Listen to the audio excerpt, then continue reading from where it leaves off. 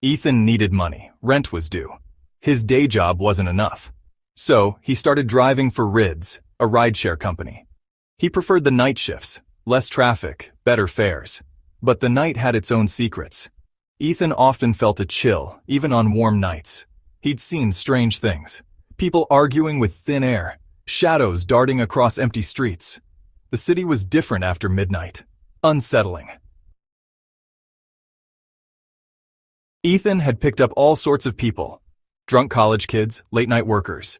The night was his domain, a world where the rules of the day didn't apply. He had seen it all, from the joyous to the sorrowful, the mundane to the bizarre. Each ride was a new story, a new chapter in the book of his life. A couple arguing about a lost dog.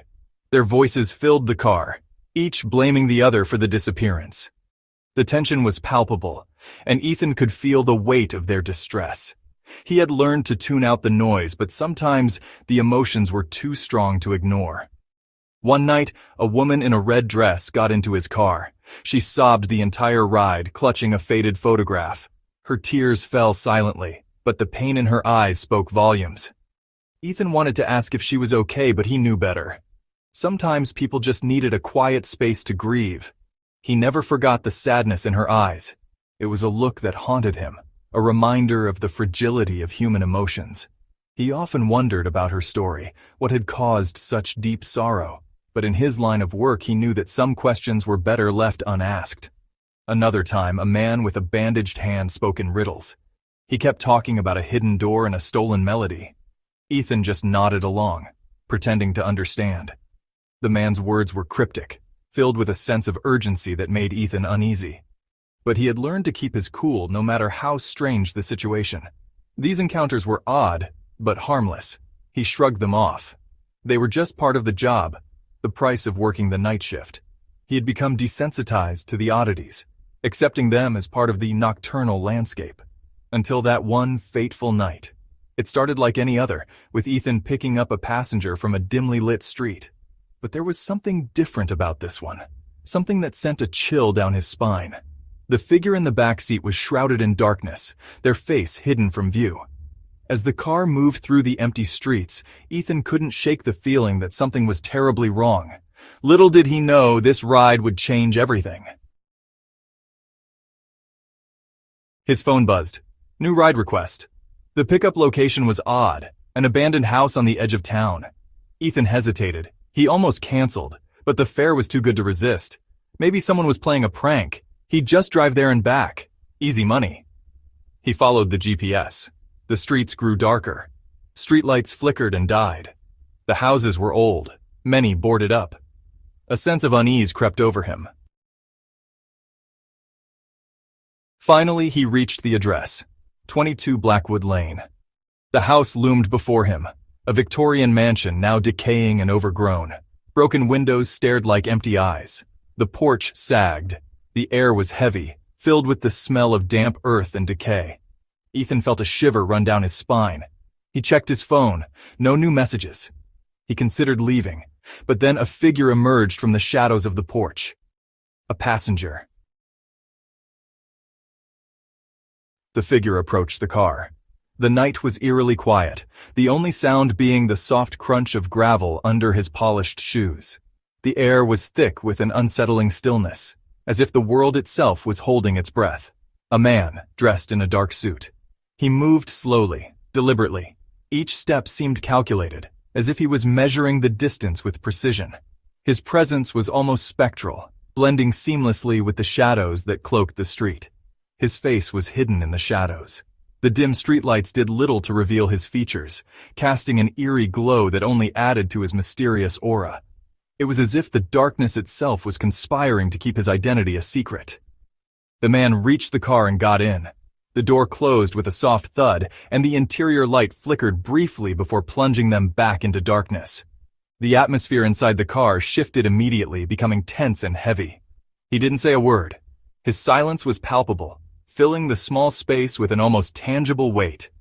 It was as if his very presence demanded silence, leaving no room for idle chatter or casual conversation. He just sat there, staring straight ahead. His gaze was fixed on some distant point, far beyond the confines of the car. It was as if he was lost in a world of his own, completely detached from the reality around him. Ethan tried to make conversation.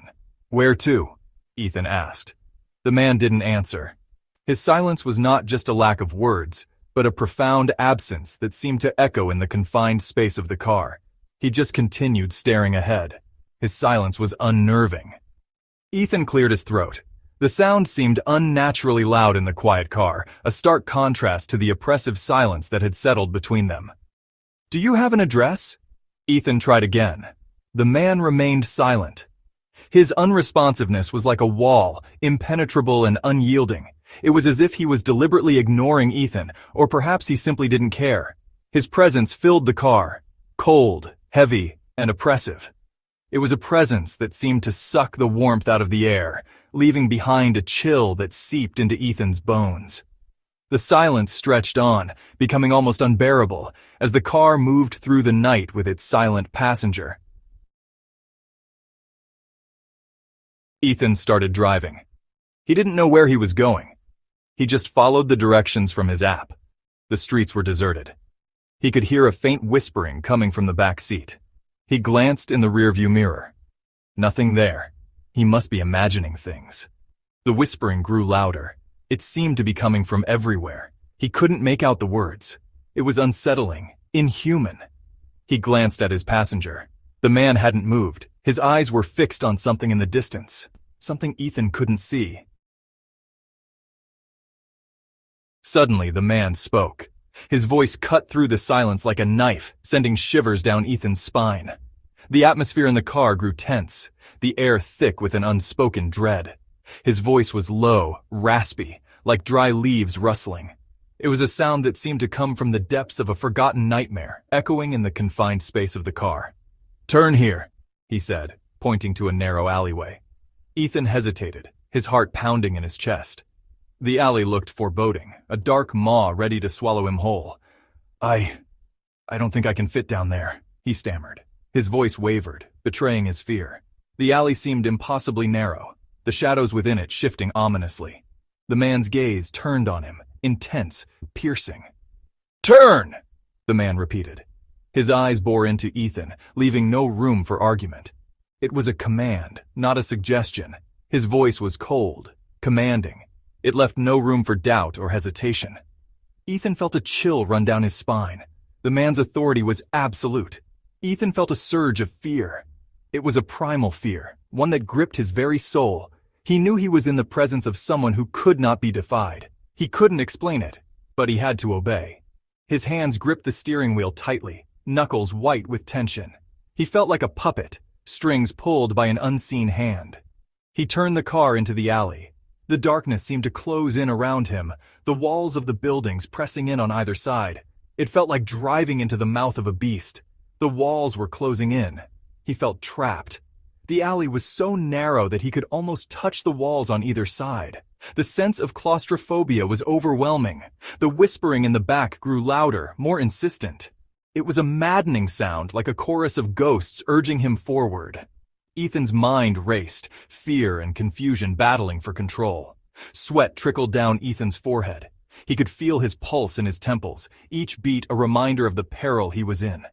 The man's presence was suffocating, a dark cloud that loomed over him. The shadowy figure leaned forward, his breath hot against Ethan's neck.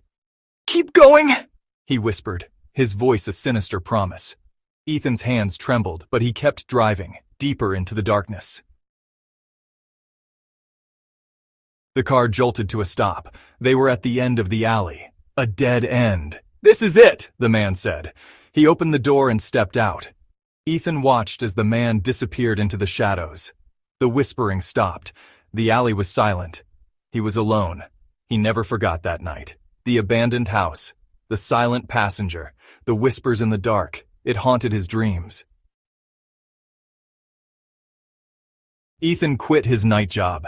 He couldn't bring himself to drive after dark. The fear was too great, the memory too vivid. Sometimes late at night he thought he heard the whispers again, faint but unmistakable, a chilling reminder of that night. He never spoke about his experience. Who would believe him? But he knew the truth. Some things are best left in the darkness,